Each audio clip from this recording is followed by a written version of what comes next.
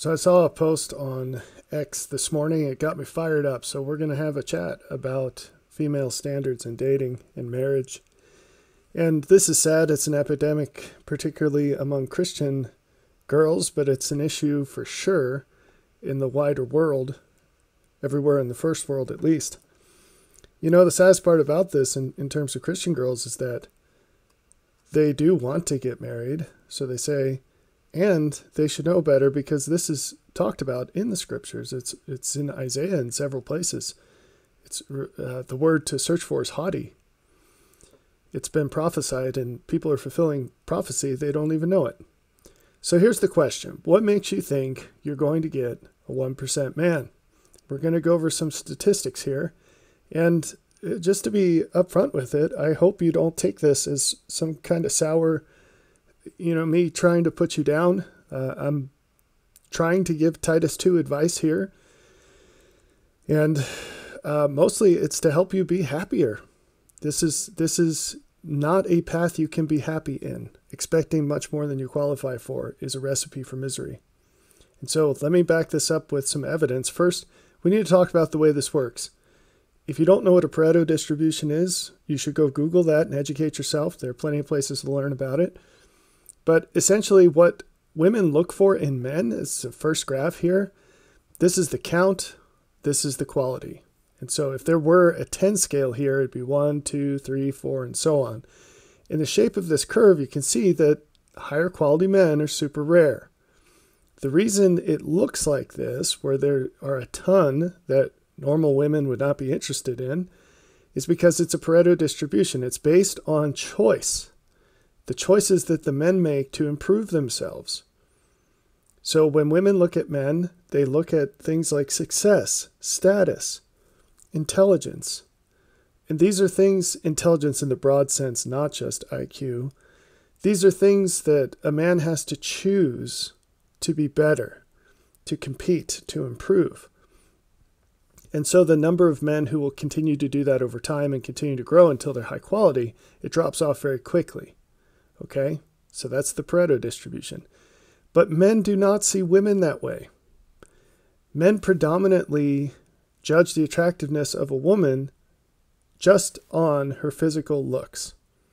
Now, there are other things that we'll get into in a minute that are important to high quality men. But this is what a man's going to notice. He's going to look at you and he's going to say, oh, she's on a 1 to 10. This is where she is.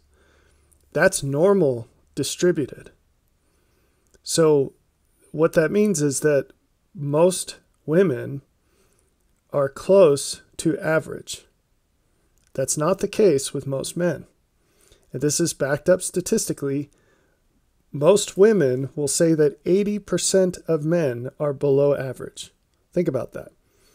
If it were a normal distribution, it would be 50% are below average. But women will tell you 80% of men are below average. They won't say it like that, but if you put 100 men in a room, they'll say 80% of them aren't even on the list. Okay? All right. Now this is literally, I copy-pasted this from someone's Twitter account. She posted this. She said, this is what I'm looking for in a man. He's easy on the eyes, a man after God's heart. He's Pentecostal. He's taller than me. He's intelligent. He wants to have a lot of children. He wants to homestead and is a country boy. He wants to homeschool our children and is musical. And let's just start right here. Ladies today will rattle off these requirements as if it's the most normal thing in the world to find a guy with these things. That's a rumor we're going to dispel here very quickly. But they also think that the qualifications for a woman who nabs a guy like this is just, I'm a totally average woman who goes to church. As if that is equivalent. You put both of these things on either side of a scale, and these ladies think that they balance out. And there is no other word to describe this except for delusion. That is a delusional take. And it's a delusional take that makes women miserable.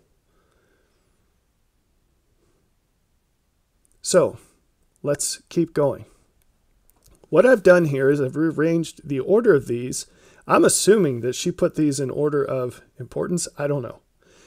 But I've rearranged them, and you'll see why in a second, from easiest to find to hardest to find. Okay? The other thing I want to point out is intelligent can mean very different things to different people. And first and foremost, almost every woman will say she wants to find a guy who's more intelligent than her, but then she will absolutely detest a guy if she finds him that's actually more intelligent than her, because they don't realize this goes hand in hand with criticism. If you find an intelligent guy, he's going to apply his intelligence to you, and he's going to show you all the ways you could be better that you're hiding from or are unaware of. And very, very, very few women are going to appreciate that. Some will, but very few women will. So I would advise that if you're making a list, be as specific as you can. What do you mean by intelligent? And define it without using the word. So for the sake of making it easier to find this guy, I'm actually lowering the standard. I'm just going to interpret that as an IQ of 100. Now, IQ is not intelligence. Intelligence is much bigger than that. But we're just going to simplify it to make it easier, and also so we can calculate the math, because otherwise that would not be possible. Now, an IQ of 100 is average. And just saying over 100, that's a very easy standard to meet. If a woman does mean IQ when she says intelligence, it's very unlikely she means someone over 100. Okay?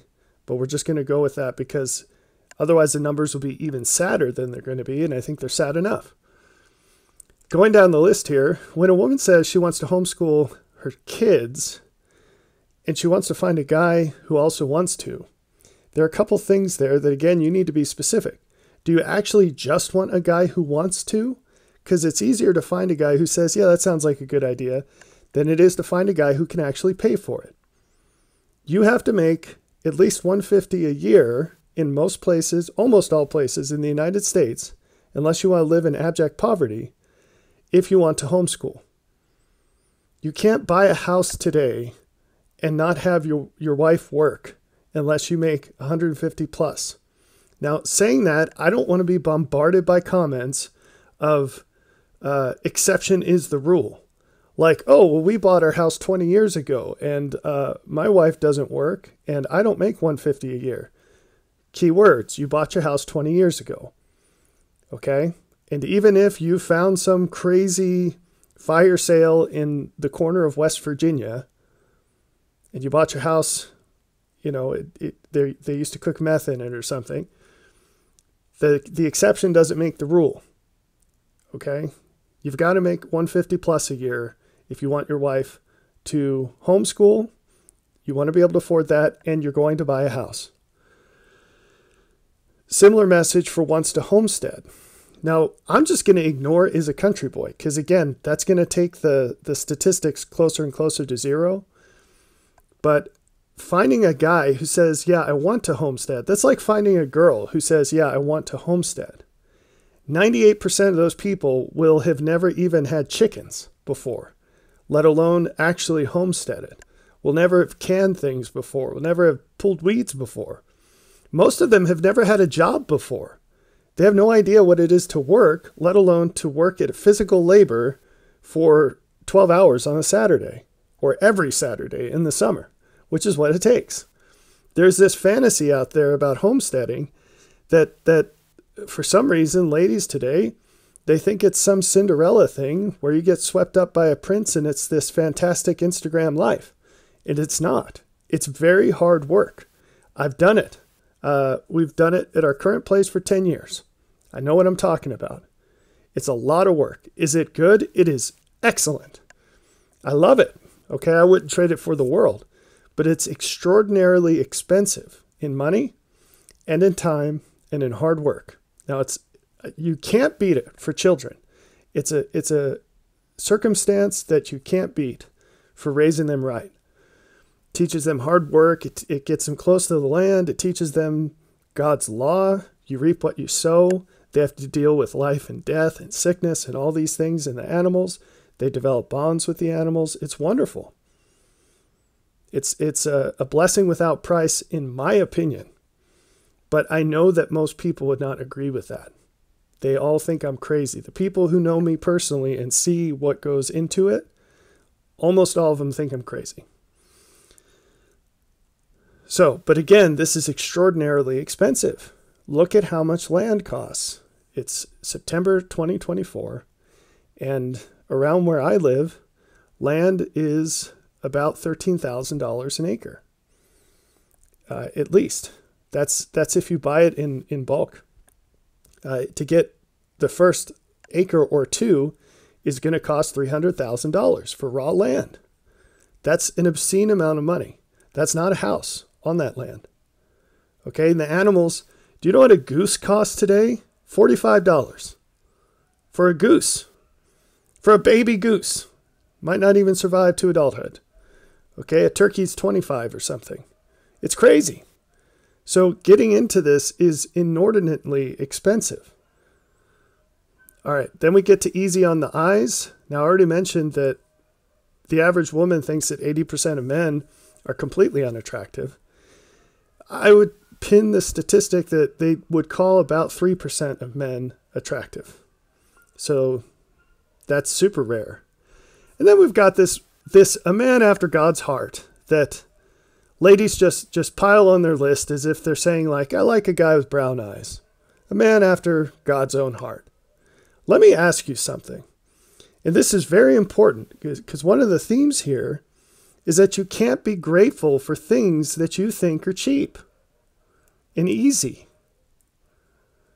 If you think Prince Charming here that you've carved in stone is just waiting around the corner, or there's 10 of them at church, just pick one, you're not going to appreciate him, and you won't be grateful, and you won't have joy. A quality man seeks to maximize the joy that his wife has.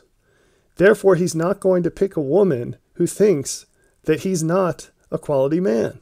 Or it's the same thing in different words, who thinks a quality man is easy to find. Because he knows it's not true. His whole life is a catalog of decisions where he zigged and every other guy he knows zagged. He chose the harder thing again and again and again. And that's why, going back to this graph, he fought his way up here. And all the guys he knows are down here. And he knows that. His entire life is evidence of that. And so when you just start dropping these things like, oh, it'd be nice to homeschool, fairy tale, and I just expect that because I'm a woman. I'm a woman who goes to church, and God will give that to me.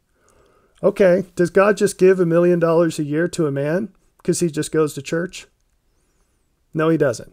Does he give a man a 10 on the 10 scale woman, looks-wise, just because he goes to church? No, he doesn't.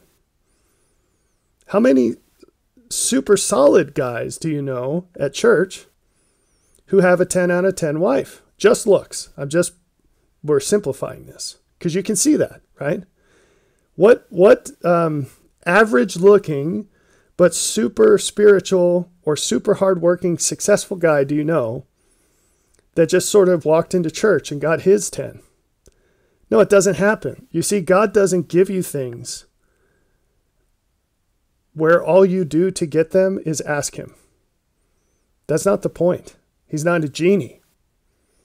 He actually wants you to aim to improve yourself so that you can qualify for better things. And the most important way to do that, you'd say, well, he gives people miracles all the time, and we can't deserve the blessings that God gives us. You can never pay him back. But there's a distinction to be made here. There is a price. And the price always includes gratitude at a bare minimum. And that's something that, yes, you can qualify for. You can be grateful. And if you think that you deserve these things, you're not grateful. All right. So we're going to change a man after God's heart to something much easier, which is someone who's really churchy. And she might just mean that because, sometimes people use the jargon and they don't really say what they mean. But just to finish rounding out why this is so rare, look in your Bible. In the kingdom of Israel, how many men had a man after God's own heart? One, David. And he was the king.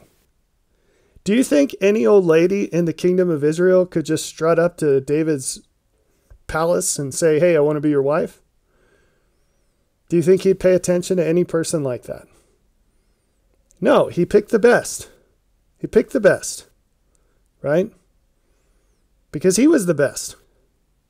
That's the lesson here. So we're going to downgrade that to Israeli churchy. And now we've got our list ordered by likelihood of finding it. So now let's calculate the miracle required. Okay? So if you're parting the Red Sea, you're going to need a lot more of a miracle than if you're parting your hair, right? So let's see how much of a miracle we need here. So let's start with the first one. I think this lady said she was 5'4". But if you're an average height woman, that's about right. 95% of men are going to be taller than you. And I commend this lady because she's not like, I need a guy who's at least 6'2". There aren't very many of us.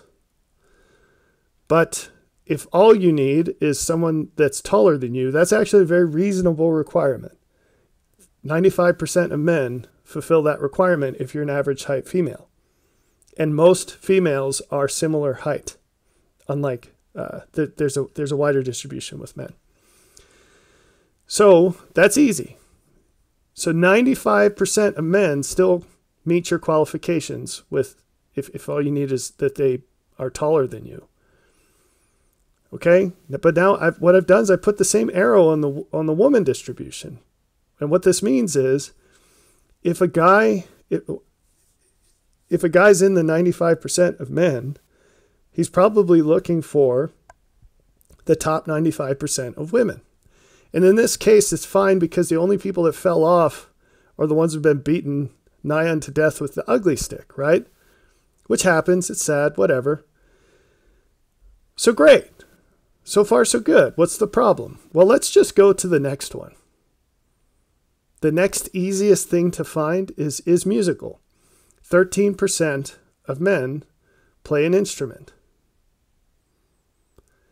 Now, if we multiply those two things, because they're independent probabilities, and I'll spare you the math, but that's the way you do it, 95% times 12% gives you 12.4. What that means is you've just narrowed the pool of qualified men to 12.4% of men. Now, looking at that list, you say taller than me and is musical. I'm not asking for much. Actually, you are.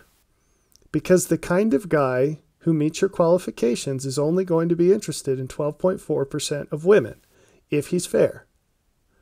That's equal. Are you in the top 12.4% of women? What's on his list? And this is when you have a conversation face-to-face with a lady, trying to help her out with this. At this point, her eyes will light up. And she's like, wait, what? Guys have a list? I mean, I have a list, and all women have a list, but why would any man have a list? Well, guess what? Guys have standards too. Now, we haven't even gone down the list, and I don't want to take the rest of your life making this video, or mine. But it turns out that every single thing on this list has a probability. And this is what they are. Now, I've skipped homeschooling and homesteading because I have no idea what percent of men want to homeschool. I know it's low because they know that that means they have to make two incomes. The median income in the United States right now is about $40,000 per person. If you are a man and you're going to homeschool, you need to make the equivalent of what 3 normal people make per year. Think about that. Homesteading, you need to earn even more. Because to get the property, I live on 5 acres. And I have a nice house. It's not a luxury house. It's large and it's newer, but it's not luxury. 5 acres in a house where I live, I'd have to make $250,000 a year to buy it today. For what it's worth. Okay? That's the income of many people. That's 6 incomes. Average incomes. This is not a normal person. And so the percentage of men who are interested and able to do that is extraordinarily low. So I just left it question marks. But you can go down the list. Is really churchy? That's like 44%. I guess I should have put that before. Is musical? Sorry, I'm not redoing it. Wants to have a lot of children. That one's really hard. There's no poll out there for that I know of. But they have asked younger men, 18 to 35, I think is the statistic, how many of you want to have at least one kid? It's 57%. When you get to a lot of kids, you hit the income limit again. Most young people today will be lucky if they can have one child. It's too expensive. Pentecostal, that's 3% of men. IQ over 100, that's 50%. Easy on the eyes, it's about 3% that a given woman will find attractive. That's different than men. By the way, if you're a guy watching this, if a guy walks into a party, and let's say there are 100 women there, it's a big party, he can look at through the room and he'll rank all those women in terms of most attractive to least attractive. And if he's getting down to business, he's going to start at the top and go down the list and chat them up. Women don't do that. You show them a room of 100 men, they will exclude almost all of them and point out one or two or three and say he's cute. And that's important to know if you're a guy trying to find a woman. It really is a numbers game. But let's look at a visual here of the competition for women, because for some reason they don't get this. 80% of men are rated as disqualified. They're below average. And that's before you put on all these statistics. Okay? So it's actually worse than this, but we're going to give you 20% for a second before we completely crush your hopes and dreams. So out of 10 guys, they're only competing for 2. All of them. So that means that if you're anywhere towards the middle or bottom of this, you don't have a chance. These 2 guys are going to go for the best girls. And the other thing is that there's very little that you can do to climb. Guys can climb. They can make more money. They can develop their personality. They can get stronger. They can lift weights. Women can stay in shape. They can, it's about what they don't do, not what they do. Like, don't eat too much. Don't drink all the time. Don't do this. Don't do that. And you can decay slower. But men can grow in the things that women find attractive. Women really can't. So, how hard is this kind of guy to find? Well, you could multiply these probabilities and go down the list, but there is a website. It's called I Got Standards Bro. You should check it out, where you can plug in a few variables, and I've pulled out the ones that we had here. This isn't her whole list. Her whole list is even rarer than this, okay? But this is pulling from census data. It's 1%. And I made the age window 20 to 40. I'm guessing she would not date a 40-year-old guy. It's 1% at 20 to 40. So this begs the question, what's a 1% woman? Maybe Matt Walsh should do a documentary on this. What is a 1% woman? Now, I'm not going to give you a list and say this is the list, but I can guess what things would be on it as a man who fulfills the qualities that this lady is looking for. This is not hypothetical. The first question I would ask is, how old is she? High-quality men know how important it is to get involved with a woman early on in her life. As a woman, I'm just making that clear, not as a child, as a woman. How old is she? The clock starts at 18, people. The clock starts at 18. How attractive is she? What does a 1% attractive woman look like? That is very hard to find. And if you're not there, you're not there. How many boyfriends has she had? A 1% man knows that this matters. A 1% woman, the answer is 0.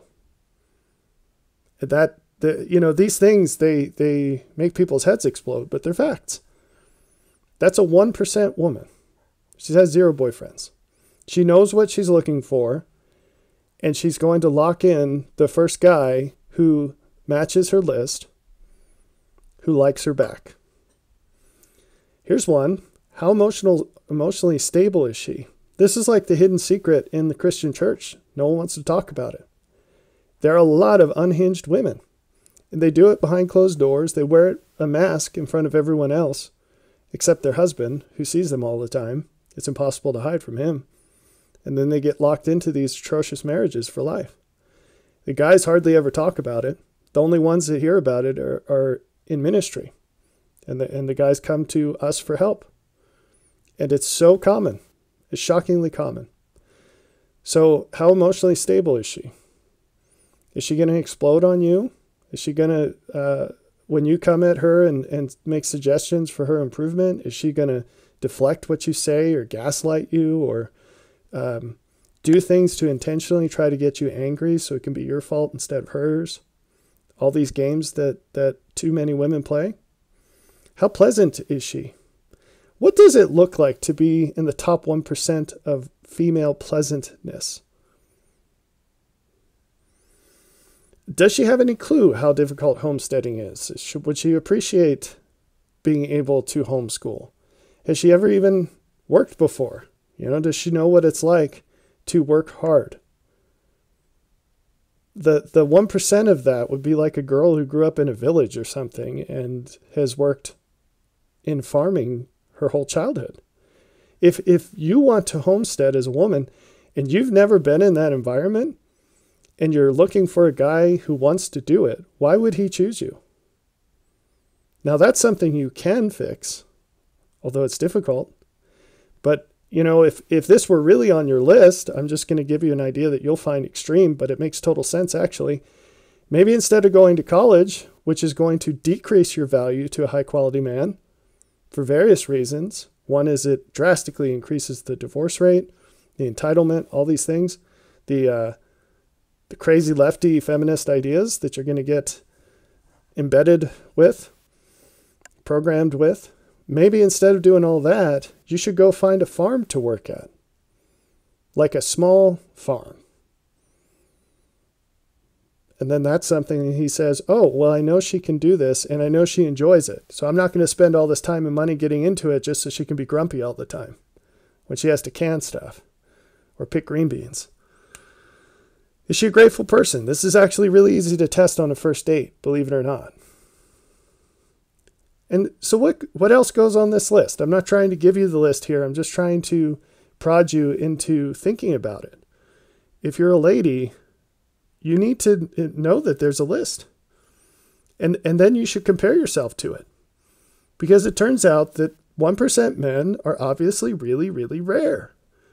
And statistically speaking, it's highly unlikely that whatever a 1% woman is, that you are one. Right? But if you want a 1% man, no matter where you are on the distribution, the fact is you're competing with millions of women for that one guy. That's statistics. You are competing with millions of women for one guy. I saw another exchange on X the other day where someone quoted "I got standards, bro" to a lady who also posted a list. And she said, well, in California, there's I don't know, something like more than 10,000 guys who meet these criteria. And it's like, yeah, but there are millions of women competing for him. So what makes you think that you can outcompete them? Why would he pick you above all the others? And if you don't have an answer to that, it's okay, but it just means you're being delusional. So it's great if you happen to find a guy like that and he picks you, but you shouldn't plan your life around that. And if getting married and having children is a high priority to you, you have to reduce your expectations. That's the only rational, honest thing to do. Or you have to admit that these things, easy on the eyes, a man after God's heart, Pentecostal, taller than me, you're putting all those as more important than getting married and having children, because they become barriers to that. And so one thing you can do is create a nice to have list, and Is Musical should definitely go on that. Requiring something like taller than me, where 95% of the population matches it, that's fine. There's nothing wrong with that. Okay? Or if you mean he has to have at least an IQ of 100, great. If you mean he has to have an IQ of 130, one, I don't think you actually want that. But two, is it really so important to you that you'd rather be single and childless for the rest of your life than accept somebody who has a lower IQ? Now you notice, and you go down the line, exactly how important is it that he's Pentecostal? If he really had God's heart, would you really care if he matched your flavor of religion? I seriously doubt it. Okay? If he made over $150K a year, which of these other things would you not care about? Now you'll notice in this, I've been very careful not to use the phrase lower your standards. Because a standard, it's something that people match, right? But it implies that you qualify. And it also suggests that if you accept someone lower than that, that you're settling. I've got news for you. If this is what you're looking for, the odds are basically 100% that he's the one settling for you. Because it's extremely unlikely that you provide the female equivalent of what's on this list. And that's something you need to wrap your head around. Because again, a high quality man is not interested in a woman who's entitled. That life will be worse than being single. If he's got all this, he's got it going on in life. He's got many sources of meaning.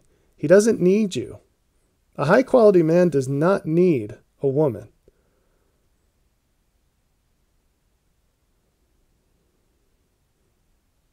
But a high quality woman does need a man. And that's very different. Most of the meaning in a woman's life is going to come from her children. That's not the truth for a man. He's got a lot of options. I'm not saying those options are strictly equivalent. I'm saying he's not going to get cats and drink wine out of a box for the rest of his life if he doesn't have kids. There are plenty of things he can do to have tons of meaning in life. And there are a ton of women who will give that to him if that's the track he wants to take. A man isn't faced with this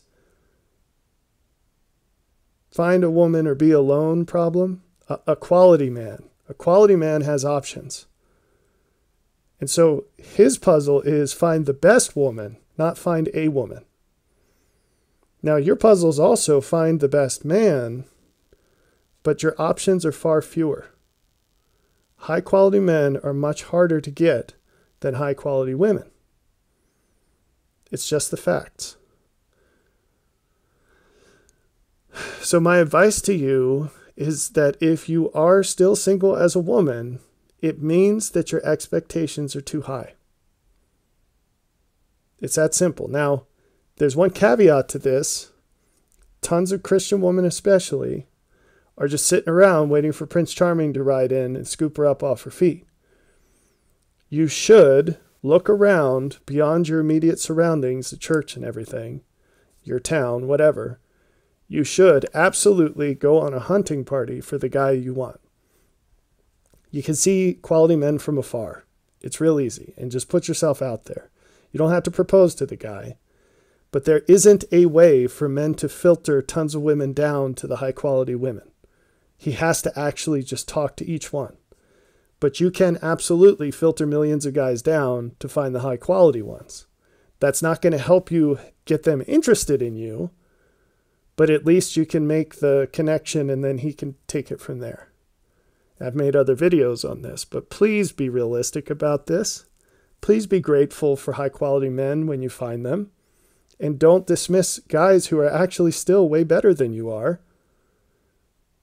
Because if you have that attitude, you're going to be single and childless for the rest of your life. And I don't think you want that.